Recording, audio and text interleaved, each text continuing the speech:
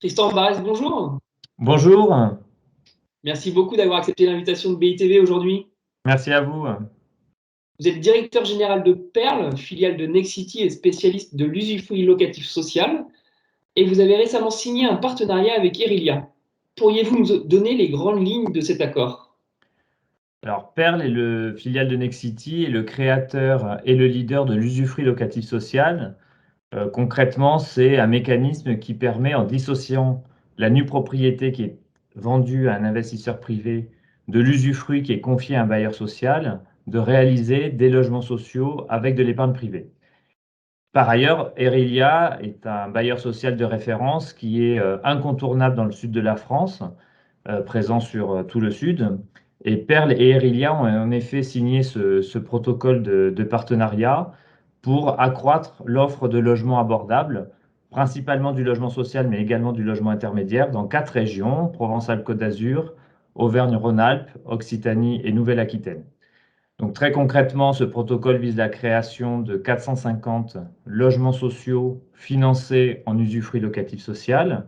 C'est au fond, finalement, au travers de ce protocole, la conjugaison de deux savoir-faire, celui de Perle et celui d'Erilia, qui, je le rappelle d'ailleurs, sont deux entreprises qui sont devenues entreprises à mission au cours de l'année 2021 et qui, par ce protocole, visent plusieurs objectifs. Par exemple, euh, réaliser du logement social sans appeler des subventions de la collectivité territoriale. Donc, on finance le logement social avec de l'épargne privée.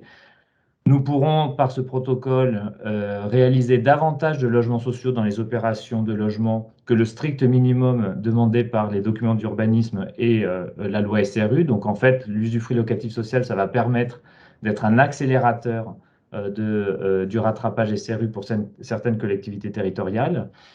Et puis, surtout, l'ULS va permettre, avec Erilia, de débloquer des situations, de débloquer des projets.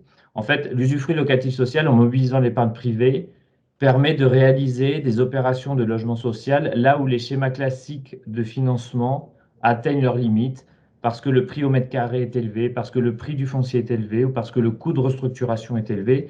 Et là, on va pouvoir débloquer des situations, débloquer des projets qui ne peuvent pas être financés autrement.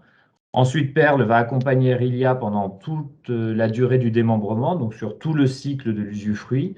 Et enfin, avec Erilia, on a un ADN commun, au fond, qui est une approche territoriale, c'est-à-dire que nous développons du logement abordable au plus près des besoins territoriaux, au plus près des besoins des collectivités territoriales. Nous partons des besoins des élus locaux et nous réalisons des opérations en fonction de ces objectifs-là. Ça peut être le développement du logement étudiant, ça peut être le développement du logement saisonnier, ça peut être la réhabilitation du logement, la lutte contre l'habitat indigne, par exemple, à Marseille. Ça peut être également le rattrapage SRU, comme je viens d'en parler, ou bien la création de logements sociaux dans le parc existant. Donc, on a vraiment cet ADN commun de deux entreprises à mission, et donc ce partenariat va permettre de donner un coup d'accélérateur à la production de logements abordables via l'usufruit locatif social. Vous l'avez un peu dit, mais en quoi l'ULS constitue une solution au maintien d'une offre de logement abordable en zone tendue? Alors, l'usufruit locatif social développé par Perle, c'est en réalité mobiliser, mettre au service l'épargne privée, au service de l'intérêt général. Donc, c'est à la fois un investissement à caractère patrimonial, mais également un investissement à caractère sociétal. C'est en fait, on essaye, on recherche de faire converger l'intérêt des investisseurs d'une part avec l'intérêt des pouvoirs publics d'autre part. Alors, côté investisseur, l'usufruit locatif social, c'est un produit qui est totalement sécurisé par Perle de A à Z, c'est-à-dire qu'on n'est pas, on est un acteur de long terme, on n'est pas on fait pas partie de ces acteurs qui partent une fois que le logement est livré. On accompagne l'investisseur nu propriétaire au moment où le logement est livré. On l'accompagne pendant toute la durée du démembrement, pendant toute la durée de l'usufruit, et on l'accompagne encore au moment du débouclage avec le bailleur social, en l'occurrence Cerilia, pour trouver des solutions adaptées, à la fois pour le nu propriétaire, mais également pour le locataire. Donc c'est un investissement qui est sécurisé, qui permet ainsi de mobiliser l'épargne privée au profit du logement social. Et de l'autre côté, on a les pouvoirs publics qui ont des difficultés à réaliser des opérations de logement abordables dans les zones très tendues parce que les prix sont très élevés, le prix de l'immobilier, le coût du foncier. Et donc, on arrive à débloquer ces situations en finançant du logement social, là où les schémas classiques de financement n'y arrivent pas. Moi, j'ai des exemples d'opérations qui sont 100% logement abordable, 100% logement social, dans les Alpes-Maritimes par exemple, à Marseille, mais en région parisienne et également en plein cœur de Paris, où les opérations 100% logement abordable financées en usufruit locatif social s'équilibrent aussi bien que des opérations privées. Donc en zone très tendue, on arrive à surmonter ces obstacles, à dépasser les plafonds de verre des contraintes économiques en utilisant l'usufruit locatif social et en faisant du logement social. Enfin, dernière question, quels sont les objectifs de Perle en 2022? Alors nous avons plusieurs objectifs. D'abord, consolider la stratégie que nous avons menée au cours de l'année 2021, c'est-à-dire ce que je disais tout à l'heure, partir du besoin des collectivités territoriales, du besoin des territoires, pour développer les opérations en fonction des priorités qui nous sont demandées par les élus locaux. Nous avons d'ailleurs une démarche auprès de plusieurs métropoles pour définir un cadre d'intervention au travers de chartes pour définir ces priorités. On sent une préoccupation croissante sur l'existant, sur comment faire du logement social dans le patrimoine existant, que ce soit des logements qui existent déjà, des immeubles privés, ou bien la transformation de bureaux en logements, de surfaces commerciales en logements. Et là, l'usufruit locatif social peut apporter une réponse, et donc nous souhaitons mettre un coup d'accélérateur sur ce sujet-là. Ensuite, il y a un objectif de développement. Nous devons innover. Alors, innover, par exemple, en accroissant la sécurisation du débouclage.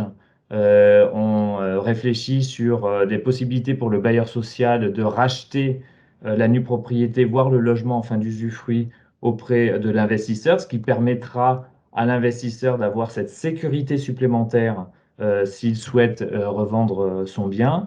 Nous cherchons également des partenariats avec des investisseurs institutionnels pour investir dans la nue propriété et on constate qu'il y a une appétence croissante des institutionnels pour venir le logement et diversifier nos services auprès des bailleurs sociaux, par exemple, en les aidant à arbitrer leur patrimoine lorsqu'ils le souhaitent. Et puis, il y a également des perspectives d'élargissement, c'est-à-dire élargissement au niveau des publics. On a des demandes locales sur des publics spécifiques. Qu'est-ce que l'usufruit locatif social peut apporter au logement pour les seniors? Est-ce qu'on peut réaliser des logements saisonniers, développer des logements pour les saisonniers avec l'usufruit locatif social? Et également une réflexion sur les personnes les plus modestes, les plus fragiles, où il n'y a pas de raison que l'usufruit locatif social ne permette pas de débloquer des situations et des projets de résidence sociale ou de logements qui sont gérés par des associations de mal logés. Donc là, ce sont des axes assez forts que nous souhaitons poursuivre pour l'année 2022. Et enfin, comme je disais tout à l'heure, nous sommes entreprise à mission. Comme Erilia, nous le sommes devenus en 2021. Le comité de mission de Perle va se réunir prochainement. Et donc, il y a toute la stratégie de l'entreprise à mission qui devra être déployée au cours de l'année 2022. Et au fond, et ça sera notamment l'objet du protocole avec Erilia, nous souhaitons faire du logement social autrement. Il n'y a pas de raison que l'épargne privée ne puisse pas financer le logement social. Et l'usufruit locatif social développé par Perle est un exemple très concret que l'épargne privée peut être mobilisée au service de l'intérêt général. Et donc, nous voulons vraiment déployer ce dispositif sur de nouveaux territoires, dans les métropoles, mais également dans les villes moyennes, et sur de nouveaux produits et au service de nouveaux publics. Tristan Barès, merci beaucoup pour cet éclairage Je vous remercie à vous. et à très bientôt sur À très BITV. bientôt. Au revoir.